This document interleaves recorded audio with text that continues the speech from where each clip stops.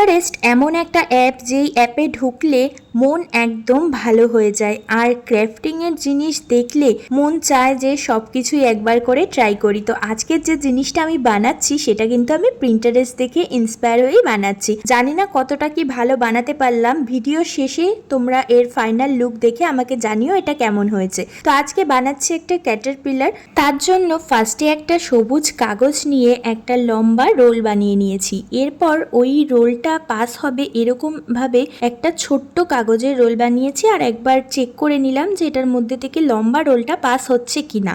তো যাই হোক, ওই দুটোকে সাইডে রেখে এবার চলে এলাম পাতা বানাতে। পাতা বানানোর জন্য একটা সবুজ কাগজের ওপর আমি একটা পাতার শেপ ড্র করে নিয়েছি। তারপর সেটাকে কাঁচি দিয়ে কেটে নিলাম। ব্যাস, এবার আর কিছুই না, জাস্ট একটুখানি ওই ছোটবেলায় যেরকম পাখা বানাতাম আমরা কাগজ দিয়ে সেরকম ভাবে একটু ভাঁজ দিয়ে নিতে হবে। ভাঁজটা খোলার পরই এরকম একটা সুন্দর পাতা রেডি হয়ে যাবে।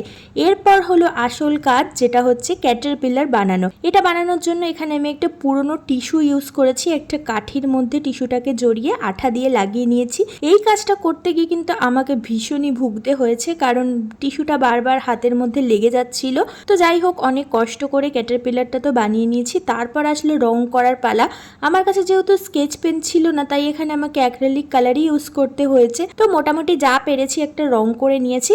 এবার আমি ভিডিওতে যেভাবে দেখাচ্ছি তোমরা সেইভাবে একটুখানি আঠা দিয়ে পরপর স্টেপ বাই স্টেপ সেট করে নেবে, তাহলেই কিন্তু আমাদের এটা একদম রেডি হয়ে যাবে।